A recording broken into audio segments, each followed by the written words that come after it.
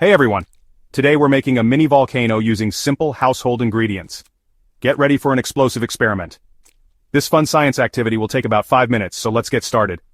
Here's what you'll need. 1 small plastic bottle or cup. Baking soda, 2 tablespoons. Vinegar, half a cup. Dish soap, a few drops for extra foam. Red food coloring optional. A tray or plate to catch the eruption. First, place your bottle in the middle of a tray.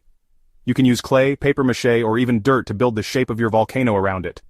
Just make sure you leave the top open. This should take about a minute. Now let's prepare the lava. Inside the bottle add 2 tablespoons of baking soda, a few drops of dish soap, a few drops of red food coloring for a realistic lava look. Now comes the fun part. Slowly pour in about half a cup of vinegar and watch your mini volcano erupt. Wow, look at that.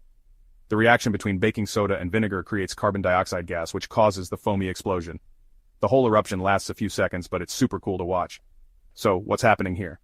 The baking soda, a base, reacts with vinegar and acid, creating carbon dioxide gas.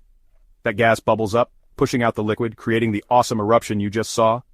This whole process only takes about a minute. And there you have it. A super easy way to make a mini volcano at home in just 5 minutes. Try experimenting with different amounts to see how big your eruptions can get.